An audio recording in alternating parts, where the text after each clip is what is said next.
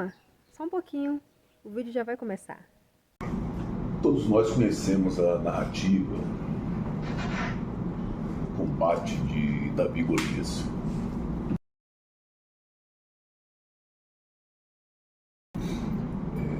Nós já ouvimos, nós já lemos, nós já recebemos até determinadas diretrizes de Deus a partir deste texto.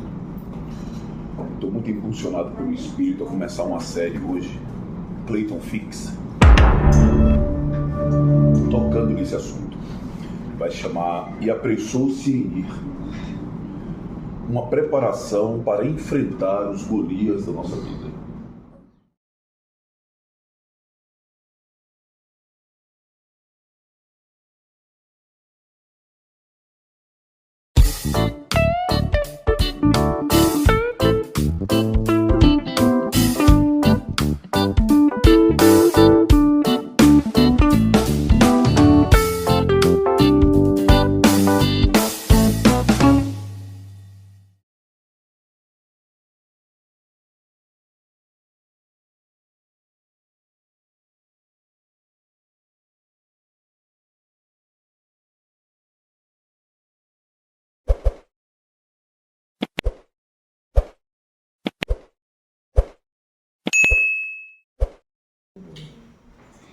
Apressou-se em ir, número 16, Davi, filho de Jessé. Oxi, não é 15 não? De novo? De novo? Já repetiu esse número umas 1000 vezes. Já foi, não foi, Sara? Tá devendo, tá? A pessoa subir. Vamos lá. Quer sentar aqui? Senta, bonita. Nosso texto de hoje vai começar em 1 Samuel, capítulo 16.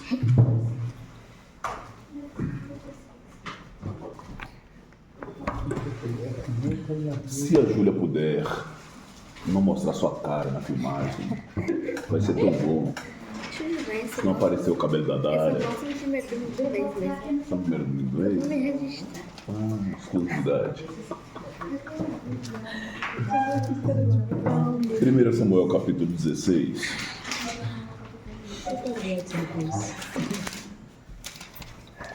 Do 1 ao 13. Quem chegou aí? Eu. Vamos lá, abre aí, gatinha. Senão a gatinha não tá aqui. Primeiro Samuel 16. Não vai ser uma outra gatinha. Chegou aí, Dararinho. 1 Samuel 16, do 1 ao 13, Miguelinho. Amém. Do 1 ao 13. Amém. Chegou aí? Achei. Muito bem, então vamos lá. Então disse o Senhor a Samuel: até quando terás dó de Saul, havendo-o eu rejeitado, para que não reine sobre Israel? Enche um chifre de azeite e vem. Enviar-te-ei a Jessé, o belemita, porque dentre os teus filhos me tenho provido de um rei. Tem sentenças nesse versículo aqui que são de vital importância. Falei, não sei se falei diretamente com o Paulo, eu sou numa situação de ensino. Na nossa mentalidade, na nossa ortodoxia, quando a gente vai consagrar alguém, nós vamos consagrar alguém. Deus, quando vai consagrar alguém, você vem. Aquele que consagra vai a Deus. Enche o chifre de azeite, Samuel. Não vai consagrar o rei. Enche e vem a mim. Eu vou te dizer quem você vai fazer. As coisas não funcionam debaixo de apontamentos meramente humanos. Primeiro ponto, crucial nisso. Segundo ponto, e nisso daqui vai requerer estudo e compreensão. Porque Deus diz aqui que dentre os filhos de Jessé, o próprio Deus tem provido para si um rei. O próprio Deus vai dar testemunho de Davi, falando que Davi era um homem segundo. Então, nós precisamos ter, no mínimo, muito cuidado bíblico e cuidado com as nossas interpretações bíblicas, quando nós formos falar de Davi. Porque Davi é resposta à provisão de Deus. Então, por exemplo, quando a gente chega lá no Salmo 51, o próprio Davi está dizendo que ele nasceu num ambiente de iniquidade. É claro que existem teorias e teoremas acerca desse assunto, então não há uma concordância sobre quem é a mãe de Davi. O fato é que, biblicamente falando, a mãe de Davi não é Naás, como nós vamos ver no texto ali na frente, que é a esposa de Jessé e que é mãe, pelo menos, das duas irmãs que Davi tem. Perfeito. Sendo dessa forma, partindo por esse princípio, que a mãe de Davi, um adendo, piora essa nossa concepção, porque quando a gente vai fazer cruzamentos de versículos bíblicos, quando a gente entra no livro de Ruth, que vai falar sobre Moabita, a gente vai cruzar essas informações e a gente vê que elas são próximas demais dentro de um processo genealógico. Então vamos lá. Então, tendo por base de que Davi é filho de uma relação de adultério, e Deus está dizendo que proveu para si um rei, você não vai querer pensar na possibilidade que Deus mandou Jessé adulterar para que ele... Não, parece uma brincadeira o que eu vou falar aqui. Vamos parar aqui um pouquinho. Fantástico, não lembro mais a data, que esse tempo já se passou há muito tempo. Um cidadão é um pastor, em tal lugar assim, perdão, como o repórter disse, é alguém que se diz pastor. Ele está lendo um livro de Oséias. Vai lá, toma a mulher amada do seu irmão e adultera. Ele leu adultera. Eu e minhas interpretações. Eu acho que a irmã já estava interessada no pastor. Quando o pastor chegou com essa conversa, a irmã teve um sonho. A conversa com o sonho bateu, foi uma revelação divina, etc. Coisa e tal. E como lá na reportagem está dizendo, olha, foi a coisa mais difícil para ele, o coitado. O fato é que onde estava escrito adultera, o repórter da Globo chegou para ele, irmão, aqui não está escrito nem adúltera, não.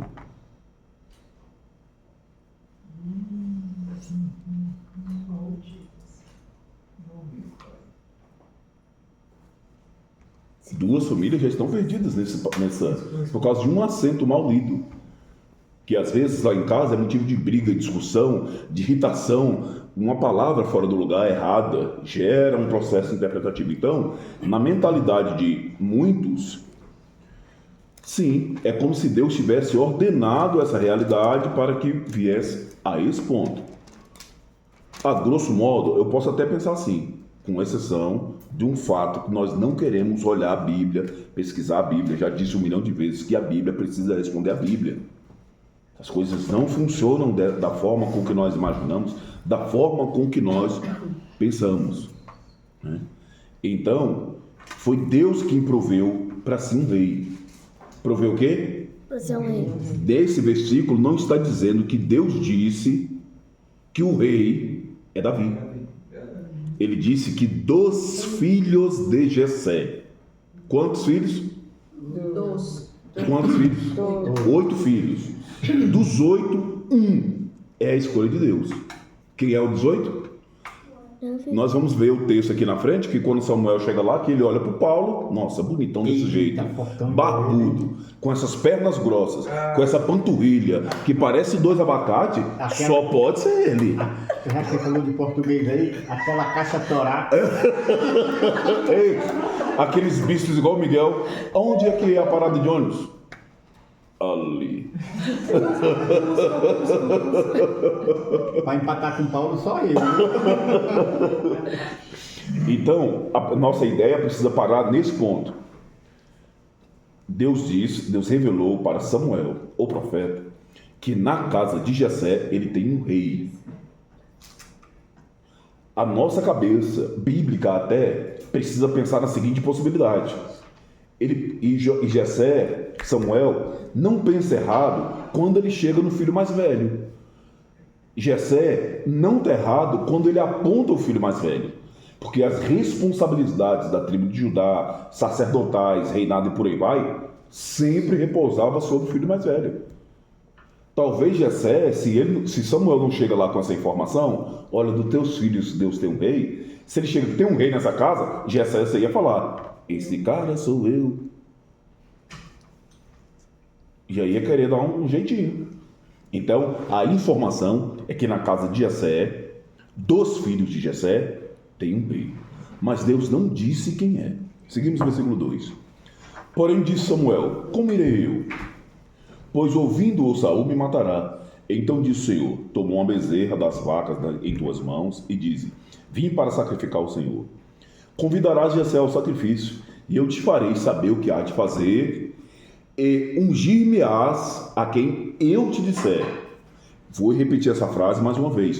Profeta não sabe tudo. Não sabe tudo. Profeta não sabe tudo. Olha o que o texto está dizendo. Lá, quando você chegar lá, eu vou te falar o que você tem que fazer. Senta, deita, levanta, entra na casa, sai. Eu vou te falar e tudo isso lá. E você vai ungir quem eu te disser. A escolha é de Deus. A escolha não é minha. A escolha não repousa sobre o contexto da congregação. A escolha não repousa sobre os nossos concílios, as nossas assembleias, porque eu acho que fulano é mais ou menos, porque fulano tem dízimo assim, porque ciclano fala bem, porque fez faculdade teológica. As coisas não funcionam dessa forma se nós quisermos andar no princípio bíblico. Versículo 3. Fez, pois, Samuel o que dissera o Senhor e veio a Belém. Então os anciãos da cidade saíram ao encontro, tremendo, e disseram... Você falou versículo 3. 3, não? Não é 4. Falei 3 só para ver se você estava atento. É de paz a sua vinda? O que aconteceu para todo mundo estar preocupado com Samuel? A morte de Agag. Deus deu uma ordem para Saul, é para exterminar, não quero ver ninguém aqui. Daqui a pouco estava o Agag no meio. Quem foi que puxou a espada e resolveu o problema? Samuel. Quando ele resolveu aquele problema, vamos olhar para o velhinho e deve ter falado, é doido. Então, quando Samuel caminha a partir daquele dia, irmãos, toma cuidado com Samuel, porque ele é homem de Deus, calmo, sereno, tranquilo, mas se precisar puxar a espada, ele vira um ninja. É Marvel.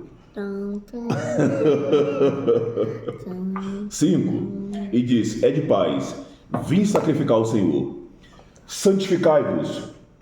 Presta atenção. Versículo 5 está dizendo o quê? Santificai. E ele está onde? Na cidade de Belém. Santificai-vos e vinde comigo ao sacrifício. E santificou ele a Jessé e a seus filhos. Quais filhos? 7. Todos não. 7. Nós já sabemos a narrativa lá na frente. Tem um menino que está lá matando leão e urso. Tá tocando harpa lá. Tá amolando pedra.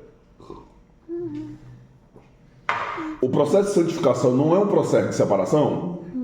Tem alguma coisa que a gente precisa chamar a nossa atenção nisso daqui, porque a família foi separada. Então, na nossa mentalidade, o rei tem que vir dentro dessa turma que foi santificada. O Davi não é santificado aqui. Já foi há muito tempo. Esse processo já deve ter acontecido, ó. Como? Nessa hora eu dou um doce para quem conseguir achar. Mas isso aqui aconteceu e Davi fala como foi. Vamos seguir no texto. Vinde comigo ao sacrifício. Santificou a Jessé e seus filhos e os convidou ao sacrifício. Sucedeu que, entrando eles, viu Eliabe e disse: certamente está perante o Senhor o seu ungido. Então Samuel, nesse momento de consagração, ainda tem na imagem a cabeça do Eliabe, a cabeça do Saul. Por isso o texto lá em cima começa Deus repreendendo Samuel, porque até quando você vai ter dó de Saul? Até quando você vai ter pena dele? O próprio Deus já abriu mão. Adolescentes e crianças que me escutem, o próprio Deus já abriu mão. Nós temos tocado nesse assunto continuamente. Não é para colocar medo, mas a nossa jornada de desobediência um dia vai ter fim. Ou nós obedecemos, ou o Senhor vai optar em deixar esse negócio de lado. Aos nós adultos, a mesma coisa. Ei, agradeça a Deus, porque Deus ainda está puxando sua orelha. Deus ainda está levantando um profeta para poder chamar sua vida aqui. Você ainda tem um princípio de correção aqui e ali. Quando você pisa no tomate, tem alguém que ainda está chamando sua atenção. Uma hora, Deus pode não querer essa conversa mais. Paulo vai dizer lá na frente, olha, tem uma turma dessa daí, entregue isso aí na mão de Satanás. Vamos ver se a gente tem condições de, pelo menos, não querem ouvir, não querem escutar, não querem obedecer. Seguimos o texto. Porém o Senhor disse a Samuel, não atentes para a sua aparência, nem para a grandeza da tua estatura, porque o tenho rejeitado. O tenho rejeitado. Então, já existe, dentro da casa de Jessé, um processo de peneira de Deus. O olhar de Deus está dentro da casa de Jessé. Então, na lógica, Samuel não está de um todo tão errado. Jessé também não está de todo errado. Poderia e deveria ser cidadão. É o primogênito. Mas Deus o rejeitou. Depois a gente vai fazer uma pesquisa um pouco mais acurada. A gente vê que existem sinais de como andava o coração desse cidadão. Principalmente da forma com que ele tratava a Davi. Porque o Senhor não vê como vê o homem, pois o homem vê o que está diante dos olhos, porém o Senhor olha o coração. Então, chamou Jessé a Abinadab, fez passar diante de Samuel, o qual diz, nem a este tem escolhido o Senhor. Então Jessé fez passar a Samar, porém disse, tampouco a este tem escolhido o Senhor. Assim fez passar Jessé os seus 7 filhos diante de Samuel. Porém Samuel disse a Jessé, o Senhor não tem escolhido estes. Aqui nesse ponto, o final do versículo 10, deveria ter uma fala de Jessé. Samuel não poderia fazer essa pergunta aqui. Acabaram-se os moços? Jessé que deveria... Calma aqui. Já entendi a jogada. Já sei aonde está repousando, aonde é que está o sinalizador de Deus dentro da minha casa. Mas sejamos francos e honestos. Sejamos francos e honestos. Quando Deus vem, e aquilo que a gente ouviu algumas pessoas falando, que Deus não gosta de expor a vergonha de ninguém. Quando Deus começa a tocar das nossas vergonhas, fala a verdade que a gente não fica exatamente igual a Jessé. Pianinho. Socorro, Deus. Na verdade, quando o Jessé chegou e falou isso, já tinha que ter pedido uma das filhas para ir correr. Corre, chama, que eu já vi aonde é que isso aqui vai parar. Calma, Jessé. Calma, Samuel. Espera, já entendi. Mas não, a gente fica quietinho. Acontece igual o senhor falou lá na igreja acho que da pastora Francisca, né? Menino, quando a profeta começou, todo mundo... A igreja tinha 600 pessoas lá dentro. Quando a profeta começou a revelar, os primeiros que saíram da igreja foram jovens. Tchum! E eu que estava na porta, não vi ninguém passando, só vi a igreja esvaziando. Acho que saí pela janela, evaporaram lá, enfim.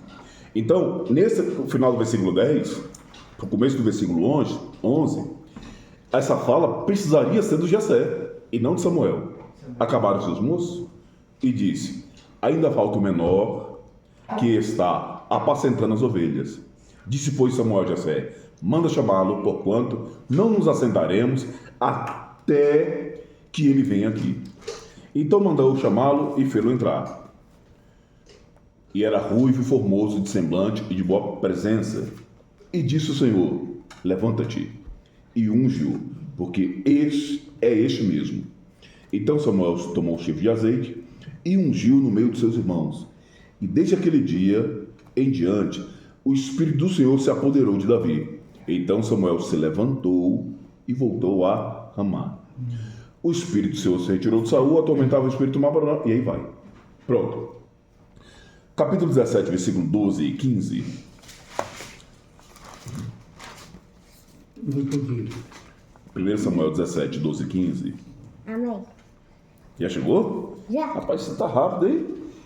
Pastor, esse princípio de não... 12 até o 15 ou só 12 e 15? Samuel fala de não assentar-se até vir Davi. É um contexto de honra, por assim dizer? Sim. É quando ele entendeu que naquela casa não está o escolhido de Deus, não vem o filho mais novo de Jessé, vem o rei. Já está vindo o rei.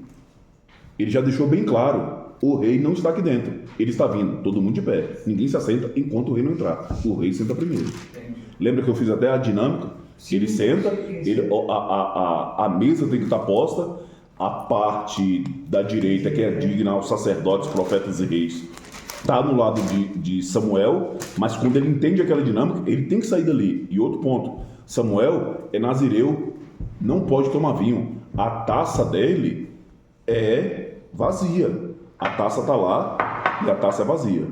Quando Davi vai falar dessa cena, ele fala que derramaram óleo na cabeça dele, transbordou o cálice. Transbordou, porque a taça tem que estar vazia, porque é de Samuel, ele não toma vinho. É a importância que a gente tem de não ficar se atentando somente a pedaços da Bíblia. Viver a experiência de ler a Bíblia num todo.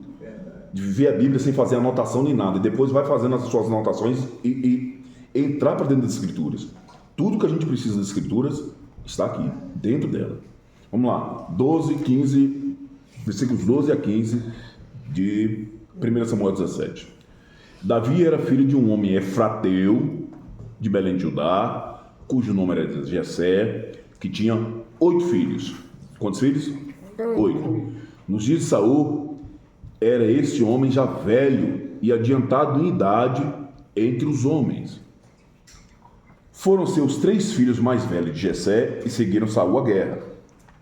E era o nome de seus 3 filhos que foram à guerra: Eliabe, o primogênito, o segundo Abinadab e o terceiro Samá. Davi era o menor e os 3 maiores seguiam a Saul. Davi, porém, ia e voltava de Saul para apacentar as ovelhas de seu pai em Belém. Então nós temos aqui a informação de que na casa de Jessé ele tem 8 filhos. A contagem aqui ela é expressiva e deixa claro que são 8 filhos homens. Na grande maioria das vezes você não vai ver as mulheres serem mencionadas. Rara as exceções que você vai ver as mulheres sendo mencionadas aqui. O texto também vai dizer que Eliabe é o primogênito, Abinadab é o segundo e Samá é o terceiro. 1 de Crônicas, capítulo 2.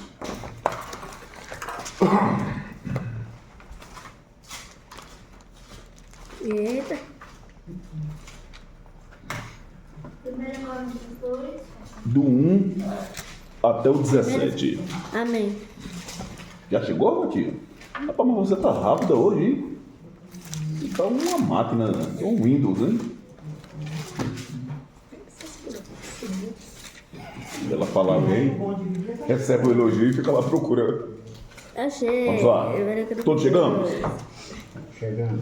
Esses são os filhos de Israel: Rubem, Simão, Levi, Judá, Isacar, Zebulon, Dan, José e Benjamim, Naphtali, Gade e Azer. Paulo, José e Benjamim. Qual o grau de parentesco desses dois?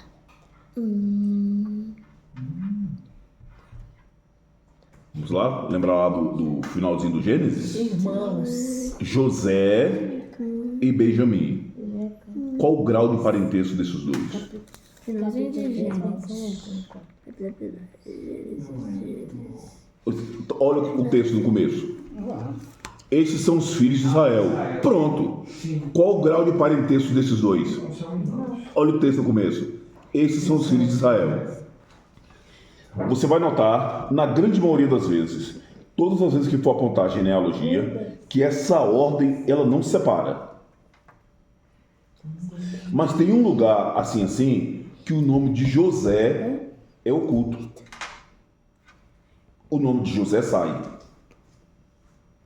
E entra o nome de seus filhos.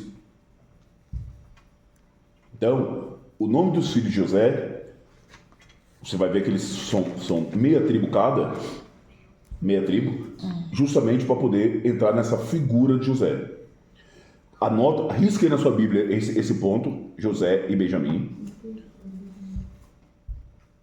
Porque essa pergunta faz sentido. Preste bem atenção agora.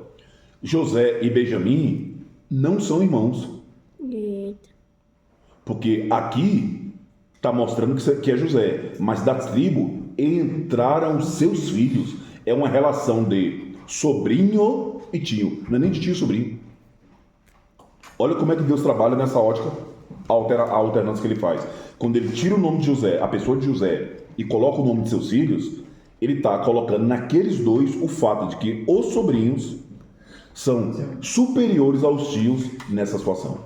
Quando você vai ver a genealogia de Caleb, você descobre que Caleb casou com uma das suas primas.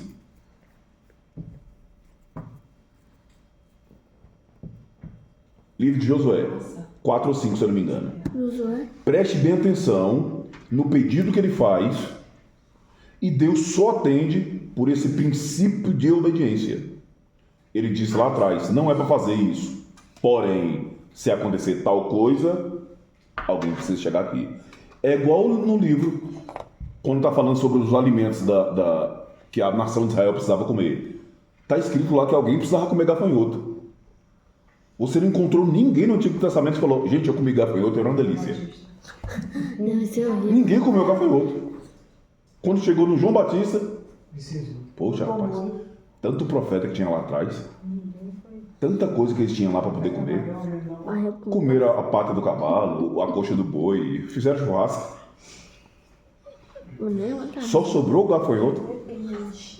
Me prometeram a picanha, mas só chegou aqui o gafanhoto. Olá, boa noite, bom dia, boa tarde.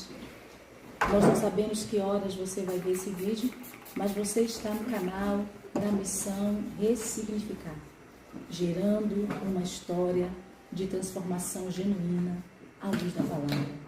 Se você não é inscrito ainda no nosso canal, nos ajude, se inscreva, compartilhe as nossas mensagens, isso nos ajuda muito. Deus abençoe. Amém? Então, olhe para esse texto com esse cuidado e anota aí para você trabalhar esse processo de pesquisa daqui até o mês de agosto. Versículo 3. Os filhos de Judá foram Onã e Selá. Esses três lhe nasceram das filhas de Sua, a cananeia, e o primogênito de Judá, foi mal aos olhos do Senhor pelo que o matou. Quem matou Senhor. Por que ele morreu? Porque ele era mau. Mal aos olhos do Senhor. Mau. Porém Tamar, sua nora, lhe deu à luz a Perez e a Zera. Todos os filhos de Judá foram 5. Os filhos de Perez foram Esrom e Ramu. E os filhos de Zera, Zinri, Etan, Remã, Cacol e Dara. 5 ao todo. E os filhos de Cami foram Acar, o perturbador de Israel, que pegou o anátema. Pecou no anátema, perdão. Quem é esse Acar? Todo mundo está com esse nome, Acar? Sim. Todo mundo está com Acar? Acar. Quem é esse aqui que pecou com o anátema? Não é Acã? Acã, isso. Então, o perturbador de Israel. Por que ele perturbou Israel? Porque ele foi lá e se meteu em algo que ele não deveria. Esse texto aqui está lá no livro de Josué. O filho de Etan foi Azarias. Os filhos de Esrã, que lhe nasceram, foram Jeramel, Errão e Quelubai. Monique, Miguel, os Miguéis, Dara, Júlia. Vai prestando atenção para quando vocês tiverem os filhos de vocês, que vai demorar. Você já tem a lista para estar analisando qual quero colocar um filho no nome bíblico. Olha aí, olha a revelação chegando para vocês. Versículo 10. Irão gerou a Aminadab gerou a Naasson, príncipe dos filhos de Judá. Naasson gerou a Salma e Salma gerou a Boaz.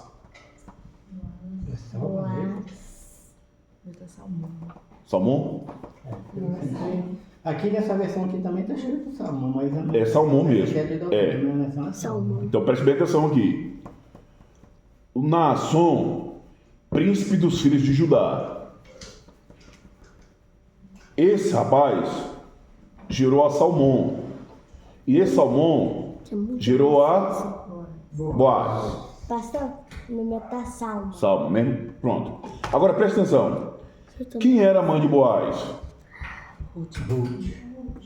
Quem era a mãe de Boaz? Ruth. Ruth é esposa de Boaz. Não. De Boaz é Raabe. Opa! Quem era então o pai de Boaz? Salmo. Então o avô de Boaz é o príncipe de Judá. Nossa. Quem foi que ensinou esse Salmão a ser um remidor e resgatador? O príncipe. Quando a irmã Raabe precisa ser remida, ele recebe um título. O título chegou na cabeça desse rapaz por esse. Preste bem atenção no cruzamento que está dando com a história do Davi.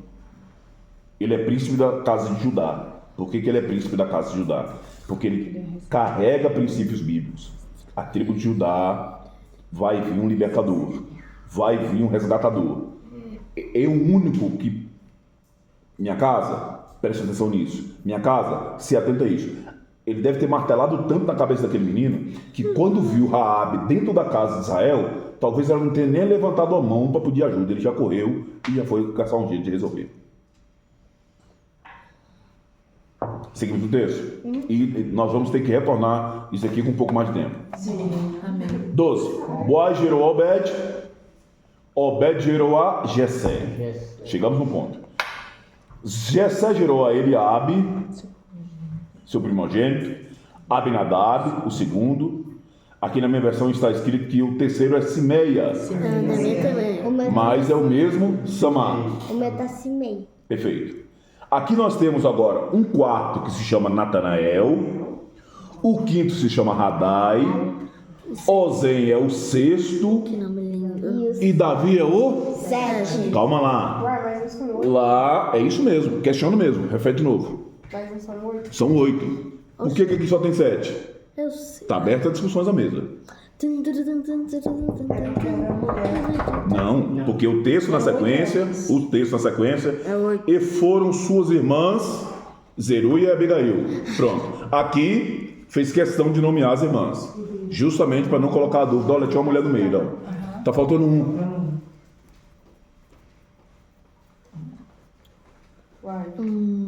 Cadê o oitavo filho? Opa.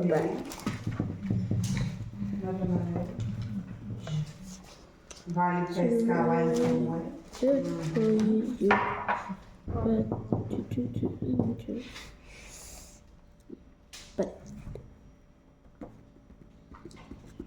Mas em Samuel só fala de 3. Diz que Dá o nome de 3. Mas só cita o nome de 3. Mas deixa claro que ele tem 8. Sim. No capítulo 17. Sim. Então aqui já deixa claro, deixa os nomes de todos eles. Não, aqui coloca o nome Mas de todos dizendo eles. que Davi é o 7º. Exatamente. Lá em Samuel está dizendo que existem 8 filhos, mas aqui deixa claro que Davi é o 7º. E para a gente poder deixar essa situação mais clara, vamos relembrar que nós estudamos um tempo o significado dos números à luz da Bíblia. Então, Jessé, o Davi, número 8, é filho de Jessé, mas Davi, para ser rei, é o número 7º. Por quê? Davi 8 é da casa de Jessé, mas para ser rei, profeta e sacerdote, tem que ser o número 7º. Então quem fica no oitavo no lugar de Davi? Não tem o oitavo, porque Davi é o último. Elimina? Davi é Davi. Davi tem que ser Davi. Gente, Davi é o rei Davi. vamos ler de novo. Vamos ler de novo aqui em cima. Vamos lá. Volta lá para o versículo 1. Um de quê? 2 Crônicas 2. Segundo ou primeiro? Não, 1 Crônicas 2, perdão. Estes são os filhos de Israel: Rubem, Simeão, Levi, Judá, Isacar, Zebulon, Dan, José, Benjamim, Naftali, Gade e Azer. Os filhos de Judá foram Er, Onã e Selá. Esses 3 nasceram da filha de Sua, a cananeia. É o primogênito de Judá, vírgula. Foi mal aos olhos do Senhor pelo que o matou. Vou repetir. Foi mal aos olhos do Senhor pelo que o... Então repete aí, Paulo, está escrito aí. Foi mal aos olhos do Senhor pelo que o matou. Cristiane, Foi mal aos olhos do Senhor pelo que o matou. vamos lá, versículo 15 lá embaixo. 15? 15. Versículo 15. Davi. Vamos começar aqui no versículo 13. Jessé gerou a Eliabe, seu primogênito, Abinadab, o segundo, Simeia, o terceiro. Pronto. Entre o terceiro e o oitavo, aconteceu alguma coisa. O que pode ter sido? A morte de Antão. A morte. Alguém tem que morrer nesse negócio aqui. Alguém tem que morrer aqui. De Parâmetro. Judá. Por que que Por isso que tem uma vírgula depois do terceiro. Isso. Por que que Qual era a maldade de Ele era mau. Não, mas qual era a maldade que tinha no coração dele? Vai ter que ir para outro texto, porque aqui não falou. Ninguém lembra. Eu sei. O irmão Nós dele estamos lá? jogava a semente. Jogada no Não, esse é o irmão Esse é o dele. irmão. Esse é o Onã. Foi o E ele anterior. era o quê? Vamos voltar lá? O texto, nós estamos fazendo a leitura no livro de Jessé, de história de Não, José. livro de Jessé. E o texto rompe no 38 para poder falar dessa história. Em Gênesis. Gênesis 38. É isso. A maldade do que eu não lembro agora.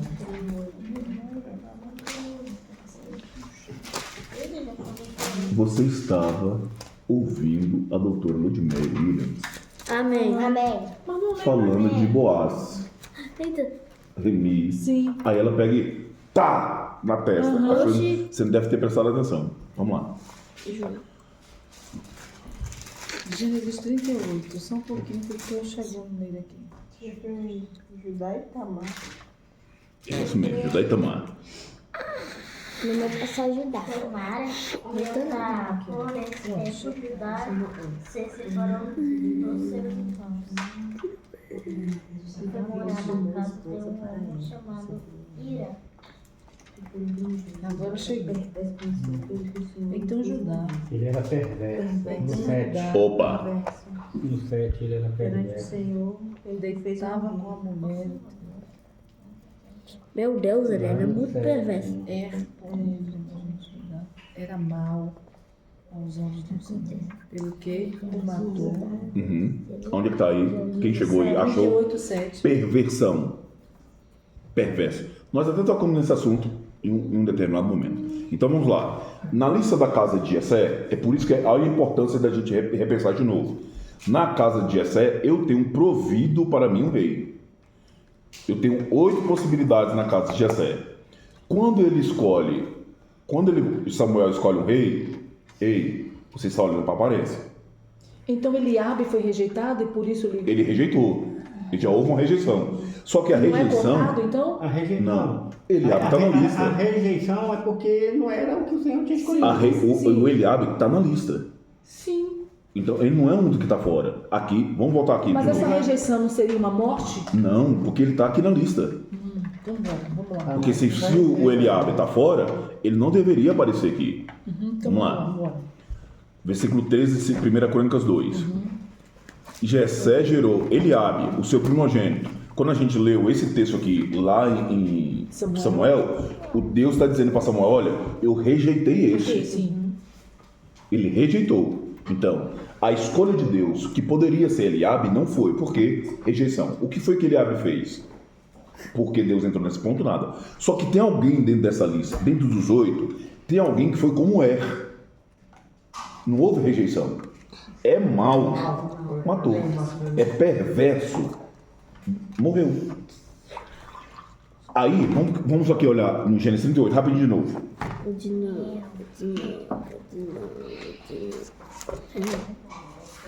Versículo 6. Judá, pois, tomou uma mulher para o seu primogênito. O seu nome era Tamar. Porém, o primogênito de Judá era mau aos olhos do Senhor, por isso o Senhor o matou.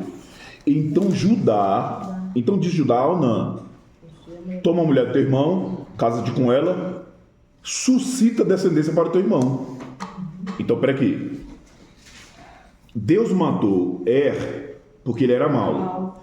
A maldade de não pode dar continuidade. Não pode ter descendência. Dessa semente eu não quero ter descendência. Entendeu? Outro ponto crucial nisso daqui: a descendência precisa vir de Judá. Por isso que Tamar faz o que faz lá na frente. Ao término da história, que ele vai lá e deixa o penhor, né? Ele deixa o anel, deixa o cajado e a sua caba.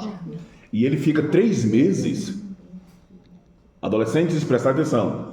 Ele fica 3 meses escondendo a sua realidade. Ei, você é da tribo de Judá. Cadê o seu anel? Eu deixei com a minha avó. Ou então vai igual lá em casa. Não sei.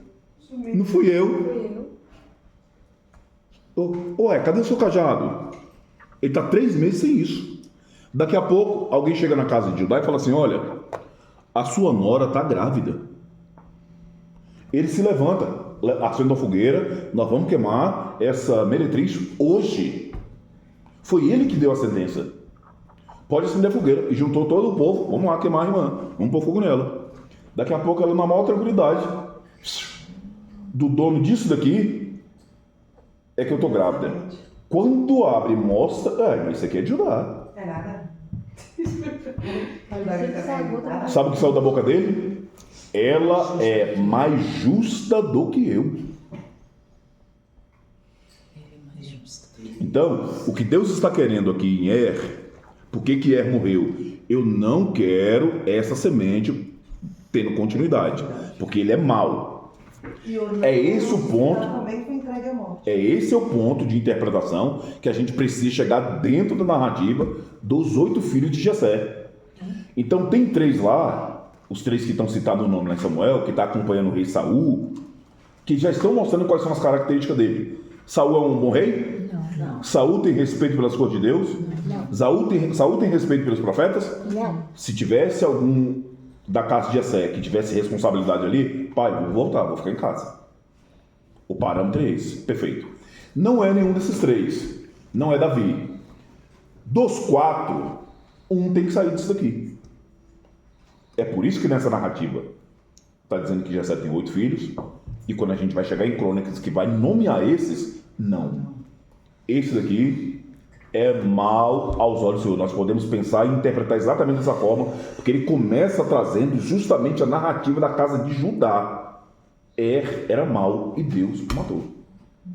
Então, esse número, e aí, essa dinâmica divina, ela é extremamente fantástica, porque o número 8, ele tem um significado de continuidade, como um elemento de ressurreição e de transformação. O 7, a gente já está mais focado para uma questão da plenitude. Está completo, está perfeito, pronto. O Davi jamais teria condições de ser o rei de Deus dentro dessa situação. Ele ia ser uma cópia de Saul. Continuidade. O rei está aqui. Se ele fosse 8, então seria mais ou menos essa mesma situação. Ia ser a continuidade do reinado de Saul e não a estrutura de reinado que Deus estava querendo. Por isso que o texto diz: Deus está falando, eu provi um rei. Não é a dinâmica desse povo que está escolhendo para si. Não é a continuidade, como foi que a reinado... Até porque Saul foi a escolha perante a... Vamos dizer assim, perante o exemplo dos outros povos. Exatamente. Um rei perante o exemplo Exatamente. dos outros povos.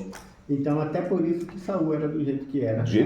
Foi a escolha do povo, a escolha humana. Ué, todas as nações têm rei, por que então, nós não? Na verdade, o que eu quero dizer é o seguinte: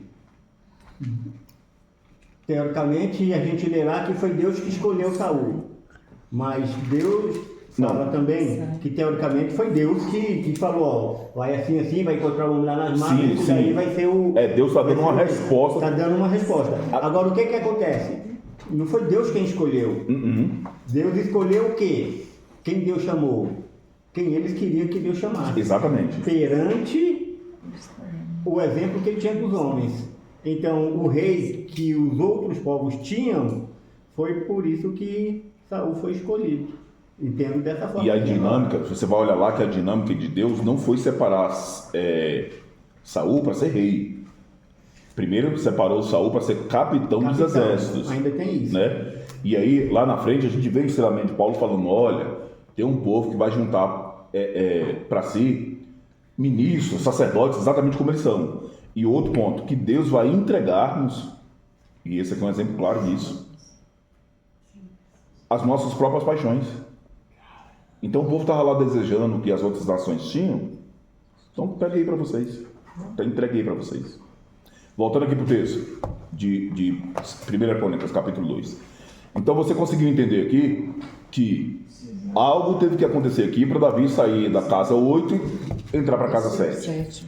Alguém morreu. O texto, alguém morreu. E esse alguém que morreu fez exatamente o princípio de interpretação, pode ser pensado dessa forma. Não tem nome de descendente aqui. Ninguém foi lá gerar descendência para esse que morreu. Não é o primogênito, então não tem descendência. Então é por isso que Davi deixa de ser o oitavo. Lá, quando nós estávamos falando sobre a questão do significado dos números à luz da Bíblia, o oitavo deu um contexto de continuidade. Então, se Davi fosse ser um rei dentro desse patamar espiritual, ele seria a continuação do reinado de Davi, do reinado de Saul. Então, essa transição acontece, ele cai para a casa de número 7, para esse ponto. Então, na casa de Jessé, ele é o número 8. Mas...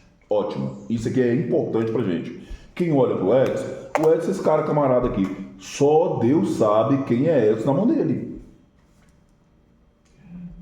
Você não sabe. Então, depois daquele dia, que quando Samuel saiu e foi para casa, como foi que os irmãos olharam para Davi? A nossa mentalidade, olha a minha cabeça especulativa. Não será que esse que morreu aqui não morreu porque não levantou o calcanhar contra o rei? Porque a partir daquele óleo na cabeça, acabou. Não é mais meu irmão. É rei.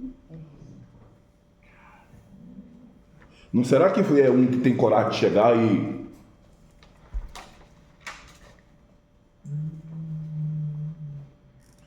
Nilson conta a história, Pastor Cid conta ela também. Que eles saíram, foram pro Goiás, aí não sei pra onde. Goiás, a Bahia. E levou alguém, eu não lembro quem era o pastor. Quando chegou lá, o delegado da cidade era um amigo dele de infância, que estudaram junto aqui, alguma coisa do tipo. Aí chegou lá, começou a chamar o delegado com os apelidos que tinha daquele tempo. Ô, seu fulaninho, não sei o que, coisa lá pra bombar. Ei, desacato da autoridade. Deixa ele aqui, solte ele só. Solte ele só segunda-feira. Então não é mais meu amigo. A partir daquele momento, é o rei. Então não se sabe se porventura foi a partir desse ponto que existe essa ausência de um na casa de Jessé. Então, Gleice, você falou a possibilidade das irmãs? Não tem condições. Porque aqui no versículo 16, elas estão citadas com seus nomes postos nela, né? Tem até um outro texto. Deixa eu achar aqui, Gleice, rapidinho. Eu acho que é 2 Samuel.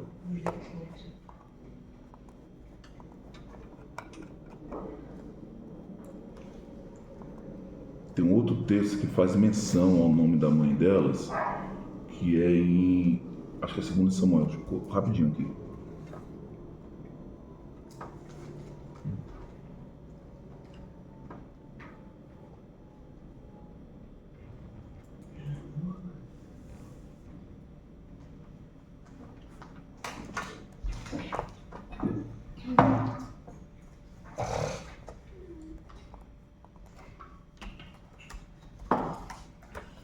Perguntar para o Google aqui, que ele é mais rápido que eu.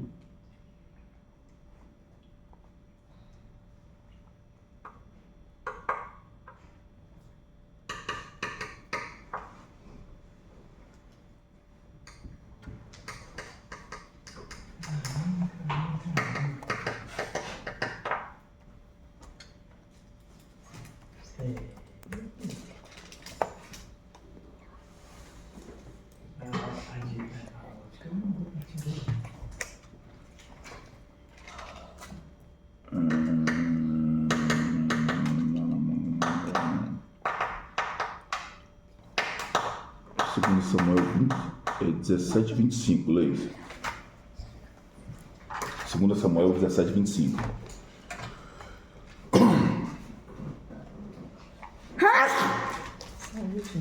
Saúde. Amém. Absalão colocou a massa no lugar de Joabe. Amém. E Absalão constituiu a massa em lugar de Joabe sobre o arraial. Samuel? E é 2 Samuel 17, 25. E era Massa filho de um homem cujo nome era Itra, o israelita, o qual possuíra a Abigail, filha de Naás, irmã de Zeruia, mãe de Joabe. Aí você vai lá nas crônicas, É irmã de Davi. é irmã de Davi.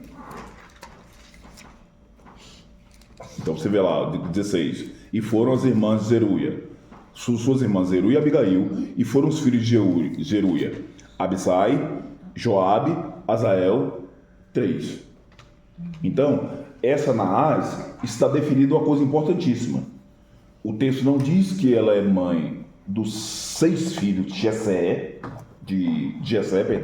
mas diz que é mãe das filhas.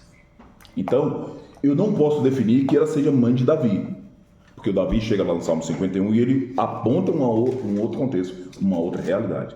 Então, essas meninas, elas não são contadas dentro desse contexto. E aqui o texto não vai dizer assim, já que Davi é o 7º, e o 9º, o 8º é Zeruia e o 9º Abigail. Não, a contagem está dentro do campo dos homens daquela casa.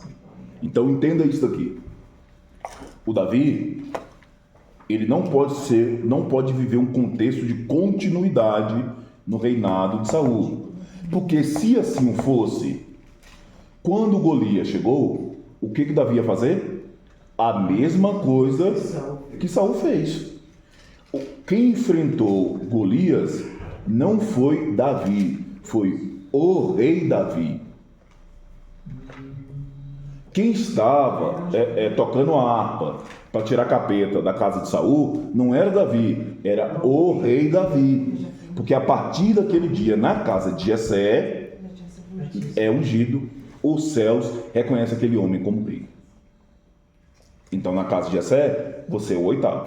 No céu, 8º. É a continuidade do pai, a continuidade do irmão, perfeito. O céu está deixando bem claro que esse menino é um completo em Deus. É a escolha de Deus. É Deus que está derramando e sobrecarregando ele de um contexto espiritual, com sabedoria, com inteligência e por aí vai. Eu até fiz a anotação aqui. Quando o Jessé fala assim, o caçula, ele está falando assim, Jessé não sabia da sabedoria e da bravura que Davi tinha. Porque se ele tivesse conhecimento que Davi tinha matado o leão e o urso, ele não ia apontar nenhum dos filhos antes. Quando ele diz assim, o caçula, ele está falando assim, ele é inadequado para poder ser rei. E aí, o texto mostra que ele não entra dentro desse processo de santificação comum que ele está vivendo. Mas ele viveu essa santificação. Porque a partir do momento que a unção desce, o Espírito Santo chega. O Espírito Santo que estava em Saul repousa sobre ele. E não fica com ninguém na casa.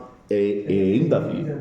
Então entenda isso. Nós não vamos conseguir lidar com guerras dentro desse nosso campo físico, dentro dessa nossa materialidade, para poder chamar mais atenção para isso daqui.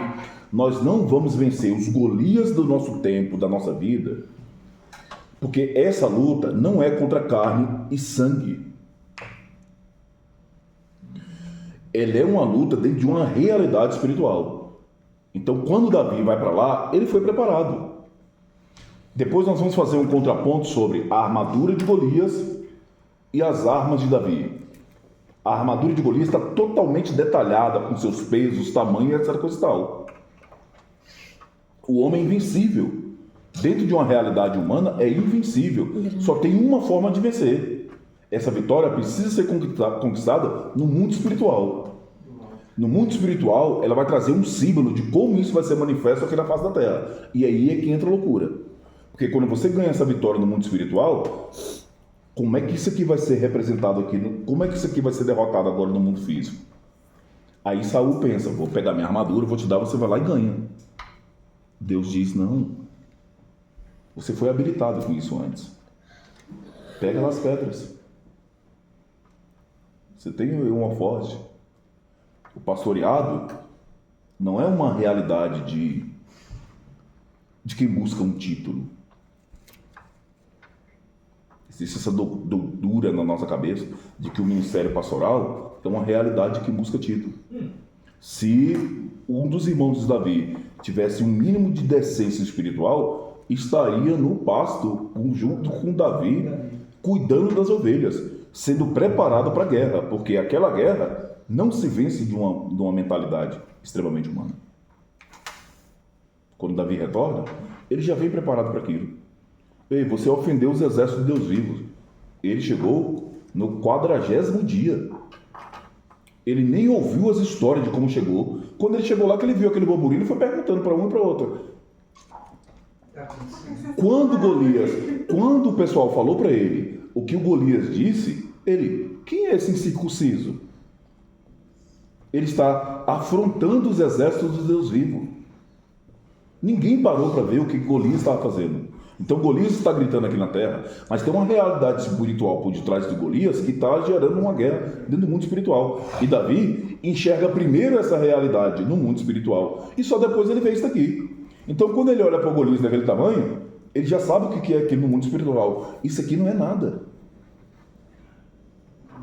Só que se Davi é o 8º dentro dessa casa, ele ia ser exatamente a continuidade que foi Saul. O Golias ia gritar, Davi ia gritar, mamãe, ia entrar para debaixo da saia dela e ia ficar lá escondido.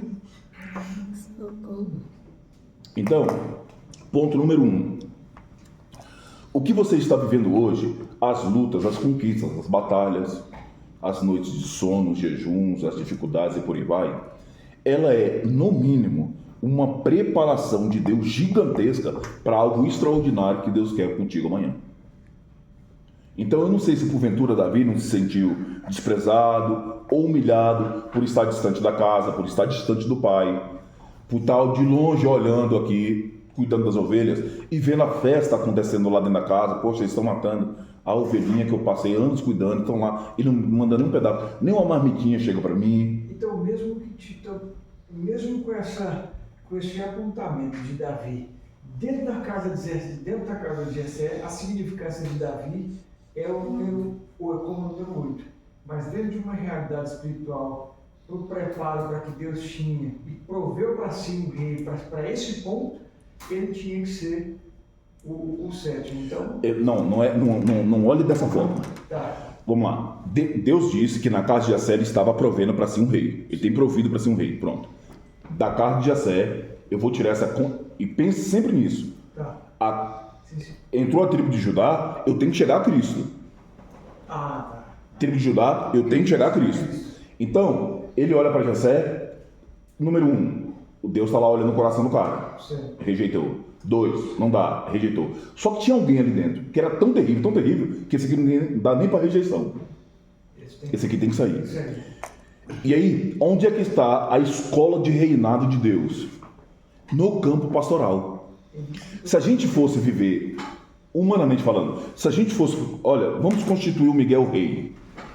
Certo. Qual a experiência com a nossa nação, com exceção da questão histórica que nós temos sobre reinado? Nenhuma. Então o que nós vamos fazer? Vamos pegar Miguel e vamos mandar lá para o palácio. Vamos mandar ele para a Inglaterra, achar algum outro país que tenha e dê uma aula para esse menino. Certo. Qual é a mentalidade de Deus? Vai pastorear, vai cuidar de ovelha, vai cuidar de gente, vai cuidar disso, vai sofrer assim, vai assado. Vou mandar um leão aí para dar uma melhorada nos seus músculos aí. Deixa eu mandar um urso aí para ver se a sua oração dá uma melhorada nesse aspecto.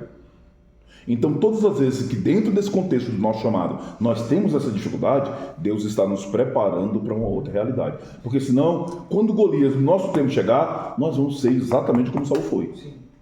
Vestido, armado, preparado, capacitado, ungido e covardemente fugindo. Sem a realidade espiritual para aquilo. E aí tem dois aspectos, vale até a gente contrapor isso daqui agora. Ou a gente vai ficar parado na frente, como Saul fez, ou então a gente vai lutar como Sansão, sem saber que o Espírito Santo já abandonou a gente tem muito tempo. Então, é uma preparação. É Deus preparando, é Deus cuidando, é Deus capacitando. As armas da nossa milícia não são carnais. As armas da nossa milícia não são carnais. Se você pegasse qualquer estrategista de guerra naquele tempo e falasse assim, olha, dá para eu poder ganhar essa guerra, eu só preciso dessas pedrinhas aqui, que eu vou colocar aqui no meu alforjezinho de pastor, e essa funda aqui, eu resolvo esse negócio aqui? Sem chance. Não dá. Mas Davi entendeu essa realidade dentro do contexto espiritual. Amém? Eu vou parar aqui. Eu vou parar esse aqui. Aqui já nos basta. Então, se capacitem. Viva o momento que você está vivendo em Deus. É uma preparação. Entenda isso em Deus. É uma preparação. As coisas não podem acontecer na nossa vida por acaso. Elas não acontecem na nossa vida por acaso. Em tudo, Deus está nos preparando para uma realidade melhor e que está muito além. Tá claro para todo mundo? Ficou tranquilo? Alguém tem alguma dúvida, alguma pergunta a se fazer? It's now. Quer perguntar alguma coisa, bonita? Não. Nada? Quer oferecer uma janta? Também não? Ok? Eu ofereço um lanche. Um lanche, já estamos no lucro. Pergunta, Gleice. Vai ter uma outra aula, não vai? Isso aqui é uma continuidade, é o Cleiton Fix na quebrada. Paulo já tem uma tarefa. Cristiane. Naás, Mãe já vi aí. biblicamente falando, é nome das irmãs, é o nome da mãe das irmãs de Davi. Peraí, antes de você continuar com Cristiane, essa Naás também tem mais um filho. Sobe. Então não são só as meninas. Espera. É a mesma Naás aí na narrativa? É esse o ponto que a Cristiane vai trazer pra gente daqui a um tempo. Porque o que acontece? Na Bíblia, existe uma coisa interessantíssima. Naás não é mãe das duas irmãs de Davi? Só que nós vamos encontrar Naás, um rei. O mesmo nome. Então esse nome, como é que se dá, Monique? Como é que se chama quando o nome serve para homem ou para mulher? Unissex. É unissex ou é roupa? Unissex tem que ser roupa. Para nome tem uma outra forma de falar. Miguel. Eu ia falar um negócio, mas é com meu nome igual. Quando é o quê? Mas não, esquece. Mas não tem para nome, não tem um negocinho? É um nome que? Um nome masculino e feminino. Neutro? Sem gênero? Sem gênero. Sem gênero. Foi até gênero agora à noite. Tá bom, tá bom, tá bom. Essa gravação, gente. Tá bom, enfim. Dá lição e pronto. Já traz isso aí também, como é que se chama quando o nome serve para homem ou para mulher.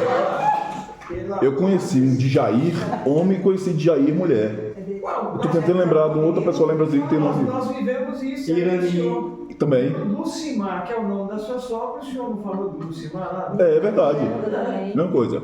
Vamos lá. O Naás, que é um nome unissex, é tanto homem quanto mulher. Aí você vai encontrar tantos homens e tantas mulheres na Bíblia com esse nome.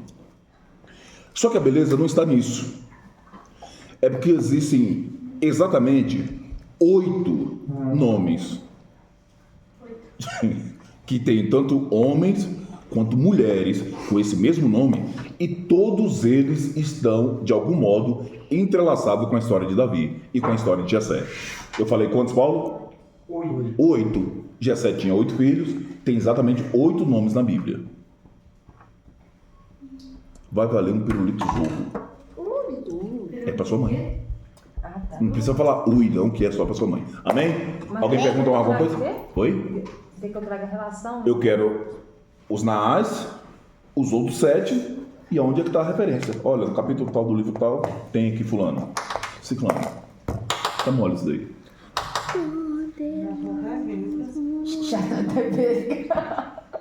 Eu posso fazer uma lição? Vou quebrar logo seu galho. Possa ser, até ser que você acha, mas na internet tá igual as filhas de Jó. Não vai para a internet não, que não tá lá não, tá na Bíblia. Amém? Paramos? Você está no canal da Missão Ressignificar, gerando uma história de transformação genuína à luz da palavra. Compartilha, se inscreva, vai lá também, dê uma olhadinha nas nossas outras redes sociais. Pai, toda honra, glória, louvor, domínio, poder, majestade é dado a Ti, e hoje eternamente obrigado. A Ti toda honra, toda glória e todo louvor eternamente. Obrigado pela oportunidade de mais esse culto na quarta-feira. Obrigado pela oportunidade aqui na casa do Paulo. Aqui nós pedimos bênção, paz e prosperidade sobre essa casa, sobre a família e sobre a descendência. Pai, nós queremos te apresentar aos nossos jovens, adolescentes e crianças. Te pedir, Pai, que Tu encurte mais e mais as Tuas rédeas, Pai, sobre a vida destes, que eles venham crescer em graça e sabedoria diante de Ti, e que eles sejam, Pai, instruídos, incitados a viver a Tua verdade, onde quer que eles estejam, para a honra e a glória do Teu santo nome.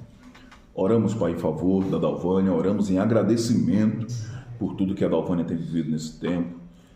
Te agradeço pela vida do meu pai. Pai, nos capacite cada vez mais em Ti, para a honra e a glória do Teu santo nome. Que a gente possa, Pai, aprender mais e mais da Tua palavra. E que isso, a cada dia, possa ir nos capacitando, gerando humildade, serenidade em nossos corações, sabedoria e inteligência espiritual vinda de Ti para cada um de nós, para que verdadeiramente, Pai, a nossa vida possa ser mudada e moldada segundo a Tua palavra e para a glória do Teu santo nome. É em Cristo Jesus, o justo, o santo, que nós oramos e agradecemos. Amém. Amém.